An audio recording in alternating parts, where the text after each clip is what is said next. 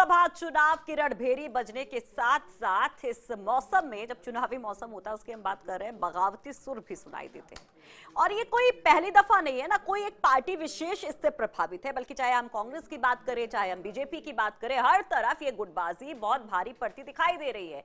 गुटों में बटे नेता अंदरूनी असंतोष को हवा दे रहे हैं, कुछ पार्टी छोड़ चुके हैं, कुछ तैयारी कर रहे हैं। रिपोर्ट देखिए।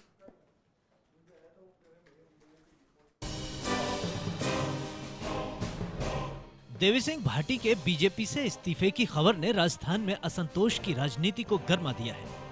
अलग अलग लोकसभा क्षेत्रों से असंतोष और गुटबाजी की प्रतिध्वनि सुनाई देने लगी है। केवल बीकानेर ही नहीं, बीजेपी अन्य लोकसभा क्षेत्रों में भी टिकट चयन से पहले पनपी गुटबाजी से जूझ रही है।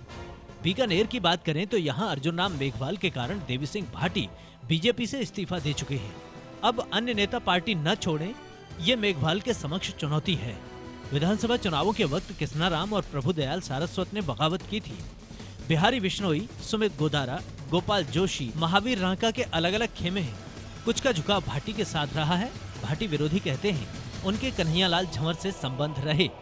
इसी तरह पाली में मौजूदा सांसद पीपी चौधरी के खिलाफ विरोध है। पुष्प जैन के पक्ष में लामबंद गुट विरोध कर रहा है। माधो सिंह दीवान, मदन राठौड़ के अलग अलग कैंप हैं। झुंझुनू में भाजपा अलग अलग धड़ों में बटी है। एक धड़ा संतोष अहलावत के टिकट का विरोध कर रहा है। नरेंद्र मंडावा, दशरथ सिंह के यहाँ अलग अलग गुट हैं। सुभाष पूनिया सांसद विरोधी कैंप में माने जाते हैं। काका सुंदर लाल का भी यहाँ अलग कैंप है। सीकर से हरिराम रिणवा मजबूत दावेदार है। उनके विरोधी धड़े के नेता झावर सिंह खर्रा हैं। यहाँ खर्रा के साथ महेश शर्मा कैंप नजर आ रहा है। सांसद सुमेधानंद सरस्वती का यहाँ अलग कैंप है। अलवर में डॉक्टर जसवंत, रामहित यादव आमने सामने हैं। दोनों ही अलवर से लोकसभा चुनाव लड़ना चाह रहे हैं। यदुवंशियों की जंग के कारण अलवर राजनीति का अखाड़ा बन गया है। कोटा में ओम बिरला का एक धड़ा विरोध कर रहा है। दूसरा धड़ा इज्जराज सिंह के साथ खड़ा है। प्रहलाद गुंजल और भवानी राजावत के अलग अलग कैंप हैं। चूरू की सियासत दो ध्रुवों में बटी है।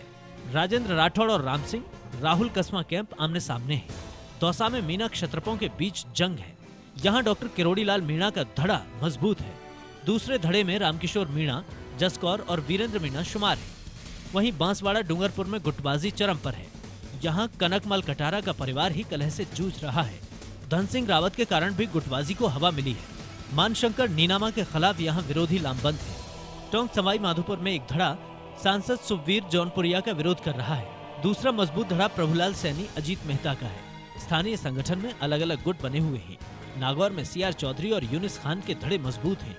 वहीं संघनिष्ठ मोहन राम चौधरी का धड़ा भी मजबूत है। अजमेर में गुटबाजी पुरानी है। बीपी सारस्वत की अगुवाई में नया धड़ा है। देवनानी, भदेल और भागीरथ चौधरी के भी धड़े हैं। ओमकार सिंह लखावत का भी अलग खेमा है। बीजेपी का थिंक टैंक टिकट को लेकर मचे घमासान से चिंतित है। इसके बावजूद उम्मीद जताई जा रही है कि समय रहते गुटबाजी को काबू कर लिया जाएगा। बीजेपी को लेकर लगता है कि नरेंद्र मोदी का नाम ऐसा नाम है जिसे लेकर पार्टी संपूर्ण एक ध्येय के साथ जुटेगी। डैमेज कंट्रोल के लिए बीजेपी उन बागियों की वापसी करा सकती है जिन्होंने विधानसभा चुनावों में बगावत की थी। Yogesh Sharma, first India news, Jaipur.